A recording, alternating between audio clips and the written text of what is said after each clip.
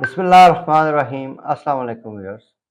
Welcome to our weekly market review video. आज की इस वीडियो में पिछले हफ्ते जो मार्केट की परफॉर्मेंस रही उसका एक ब्रीफ रिकैप करेंगे और उसके साथ साथ अब मार्केट में जो नए डायमेंशंस बन रहे हैं, that is the post IMF SPA, और उसके साथ साथ ये जो इंटरेस्ट रेट्स को मेंटेन किया गया है, तो अब मार्केट की क्या डायरेक्शन होनी चाहिए, मार्केट में हमारी क्या ट्रेडिंग स्ट्रेटजी होनी चाहिए, मार्केट अगला आने वाले दिनों में कैसे बिहेव करेगी, इसका एक डिटेल एनालिसिस आपके सामने रखूंगा और उसके साथ साथ पीआईए से रिलेटेड भी आपके साथ एक इम्पोर्टेंट इन्फॉर्मेशन शेयर की जाएगी और ओजीडीसी और पीपीएल से रिलेटेड भी एक ख़ास खबर आपके साथ शेयर करने जा रहे हैं इस वीडियो में। तो व्यूअर्स, सबसे पहले पिछले हफ्ते का एक ब्रीफ रिकैप करते हैं। पिछले हफ्ते मार्केट ने बड़ा मार्जिनल सा गेन किया है, that is a gain of 335 points. और मार्केट में जो पिछले हफ्ते मेन फीचर रहा मार्केट का, कि जब इंटरेस्ट रेट्स मेंटेन करने का डिसीजन आया तो एक बड़ा सेल ऑफ नज़र आया, और उस सेल्फ को जो एब्जॉर्ब किया है वो इंश्योरेंस कंपनीज ने एब्जॉर्ब किया, और उन्होंने पिछले हफ्ते मार्केट में 24.1 मिलियन यूएस डॉलर्स की बाइंग की है। जी हाँ व्यूअर्स, 24.1 मिलियन यूएस डॉलर्स की बाइंग थी, जिसकी वजह से मार्केट को सपोर्ट मिली। अदरवाइज इंश्योरेंस कंपनीज की सपोर्ट ना होती तो हम मार्केट में एक बहुत बड़ा डिप देखते। इसके अलावा व्यूअर्स, मार्केट की अगर हम रेंज की बात करें तो पिछले हफ्ते मार्केट ने 1384 पॉइंट्स की रेंज में मूव किया है। 66,196 का इसने हाई बनाया और 64,812 का मार्केट ने लो बनाया है। तो मार्केट की जो क्लोजिंग आई है 65,152, मार्केट अभी अपने एक क्रिटिकल सपोर्ट के पास खड़ी है।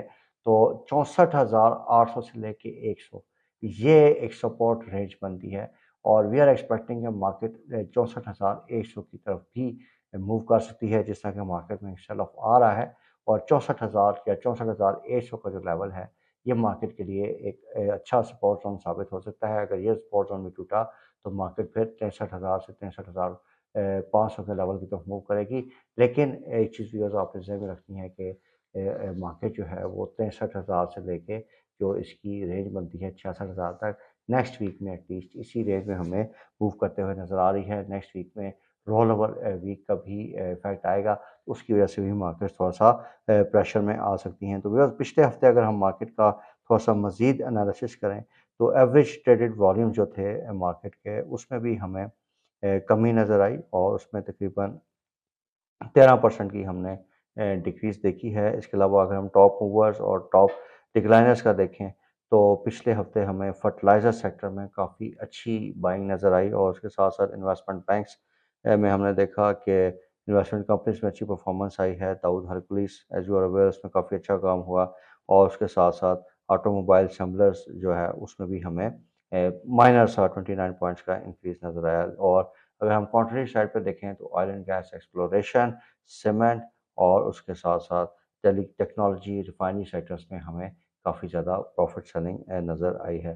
तो व्यूअर्स, पिछले हफ्ते का अगर हम खुलासा देखें तो मार्केट में एक सेल ऑफ आया due to the interest rates factor, और उसकी जो एब्ज़ॉर्ब किया गया है वो इंश्योरेंस कंपनीज़ ने किया है। तो नेक्स्ट वीक में देखते हैं कि अब मार्केट का क्या डायनामिक्स बनता है। तो व्यूअर्स, अब मार्केट के 2 की ट्रिगर्स को आपके साथ डिस्कस कर लेते हैं, जो कि आइंदा आने वाले हफ्तों में मार्केट के लिए काफ़ी ज़्यादा इसकी इम्प्लीकेशंस होंगी। सबसे पहले व्यूअर्स, मार्केट की एक्सपेक्टेशन थी कि इंटरेस्ट रेट्स में कमी होगी, लेकिन आईएमएफ की डिमांड पे इसको रिड्यूस नहीं किया गया, इसमें कमी नहीं की गई, और उसकी वजह से हमने मार्केट में एक सेल ऑफ देखा है। और अब जो इन्वेस्टर्स का कंसर्न है कि ये एक प्रोलॉन्ग पीरियड तक इंटरेस्ट रेट मज़ीद चल सकते हैं। इसमें बेसिकली 2 पॉइंट ऑफ व्यू आ रहे हैं।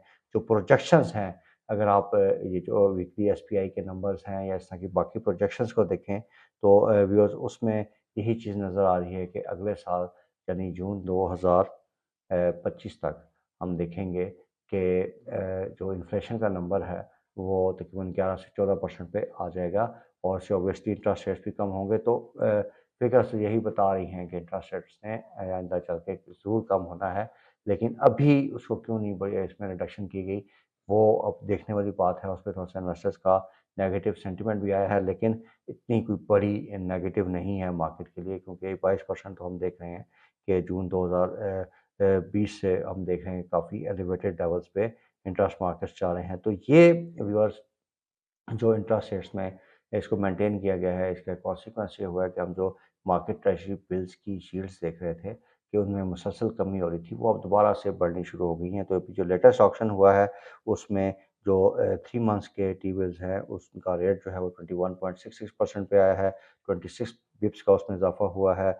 और जो दूसरा 12 मंथ्स का टी-बिल्स हैं, मंथली ट्रेजरी बिल्स हैं, उसमें हमें सिर्फ़ 60% का इंक्रीज़ नज़र आया, यानी 60 बिप्स का इंक्रीज़ आया है, और वो भी तकरीबन 20.56% के लेवल पे हमें उनकी यील्ड नज़र आ रही है। तो ये यील्ड्स दोबारा से बढ़नी शुरू हो गई हैं। तो इंटरेस्ट रेट्स का हमने डिस्कस कर लिया कि एक मार्केट एक्सपेक्टेशन थी, तो अब इसका मार्केट पे बहुत बड़ा मटीरियल इफ़ेक्ट हमें नज़र नहीं आ रहा। लेकिन व्यूअर्स, जो बड़ी अब जो डेवलपमेंट होगी, जो मार्केट को काफ़ी ज़्यादा असरअंदाज कर सकती है, वो आईएमएफ का प्रोग्राम है। तो पाकिस्तान ने 7 साल बाद व्यूअर्स स्टैंड बाय एग्रीमेंट जो है, इसको सक्सेसफुली कंप्लीट किया। इसकी जो 1.1 बिलियन यूएस डॉलर्स की ट्रांच है, वो हमें by the end of April मिल जाएगी।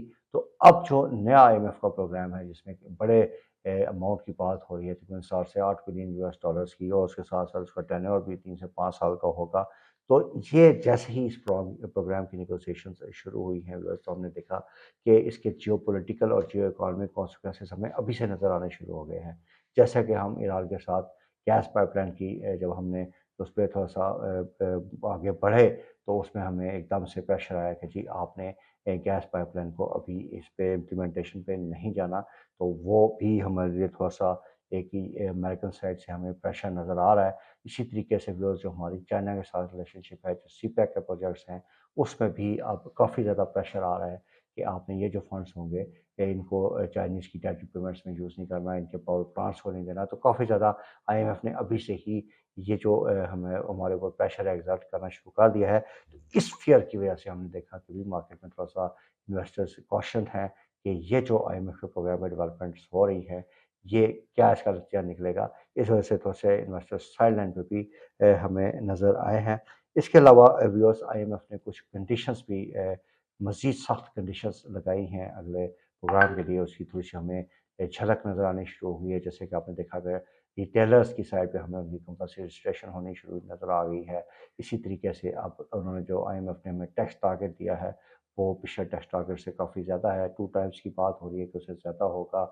अब ये जो वोट बैंक का इशू है कि रिटेलर्स में ज़्यादातर पीएमएलएन का वोट बैंक है, अब किस हद तक ये इफ़ेक्ट करेंगे, कहाँ तक इफ़ेक्टिवली इसको इम्प्लीमेंट करेंगे, ये चीज़ें अभी देखने पड़ेंगी। इसी तरीके से जो हमारा प्रॉपर्टी सेक्टर है, इसके अलावा और बाकी सेक्टर्स पे ज़राअत के सेक्टर पर टैक्सेशन की बात हो रही है, तो काफ़ी ज़्यादा रिफ़ॉर्म्स की बात होगी।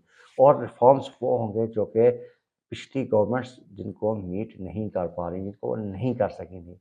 तो बहुत ज़्यादा डिफ़िकल्ट टास्क होगा करंट गवर्नमेंट के लिए। और इसी तरीके से मार्केट में ये जो अब आइंदा 1 से डेढ़ महीना आएगा, काफ़ी ज़्यादा हमें अप्स एंड डाउन्स नज़र आ सकते हैं, और डाउन साइड पे हमें एक पॉसिबिलिटी भी नज़र आ रही है, और वो है oil and gas exploration companies में।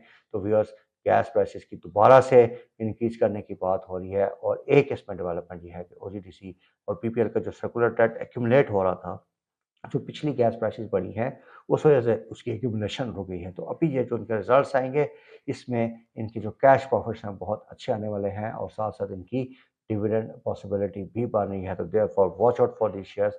कुछ ब्रोकर्स की मैनिपुलेशंस की वजह से हमने देखा कि थोड़ा-सा ये शेयर्स डाउन साइड पे आए, लेकिन दोबारा से ये शेयर्स काफ़ी तेज़ी से रीगेन कर सकते हैं। तो इनको अपने बाय ऑन डिप्स पे लाज़मी बाय करना है। इसके अलावा व्यूअर्स, पीआईए की बात कर लेते हैं। पाकिस्तान इंटरनेशनल एयरलाइन के केस में हमने देखा कि ₹11 से ₹27 तक इसके शेयर प्राइस में इज़ाफ़ा हुआ, 150% से ज़्यादा इसकी प्राइस बढ़ी है। और इसके साथ अगर हम देखें, तो इसकी जो मार्केट कैपिटलाइज़ेशन है, वो 57 अरब से बढ़ के 145 अरब रुपए तक एकदम से चली गई है। तो व्यूअर्स, आपको बार-बार सेंसिटाइज़ कर रहे हैं कि इस शेयर में भी वेस्टेड इंटरेस्ट है, जैसा कि हम न्यूज़ देख रहे हैं कि काफ़ी शेयर्स में मैनिपुलेशंस हो रही हैं। तो इसका जो फ्री फ्लोट है, वो मैं आपकी उसकी तरफ तवज्जो चाहूँगा, 3.6% है। इतने छोटे फ्री फ्लोट के साथ शेयर्स की प्राइस को मैनिपुलेट करना बहुत ज़्यादा आसान होता है। तो इस शेयर में आपने बहुत ज़्यादा मुहतात होकर काम करना है। निजकारी की खबरें हैं व्यूअर्स, हर चीज़ अपनी जगह पे, लेकिन 8,000 अरब रुपए का कर्ज़ा है। अगर ये पब्लिक होल्डिंग कंपनी बना भी देते हैं, इसको एसेट्स को सेल भी कर देते हैं, तो इसके इतने पैसे भी रिकवर नहीं हो रहे कि जितना ये कर्ज़ा उतार लें। तो फिर इतनी वैल्यू को एप्रिशिएट करना थोड़ा-सा लॉजिक से बाहर है। देयरफॉर इस शेयर से भी अभी दूर रहिए, या इसमें बहुत ज़्यादा मुहतात होके काम कीजिए। तो next week is a roll over week, market में रोलर कोस्टर राइड आ सकती है। जैसे ही मार्केट में कोई डेवलपमेंट्स होगी, हम अपनी डेली अलर्ट्स के साथ आपको उस पे अपडेट करेंगे। Viewers, thank you very much for watching our video. अगर आपको हमारी ये काविश पसंद आई है, तो आपने हमारे चैनल को लाज़मी सब्सक्राइब करना है।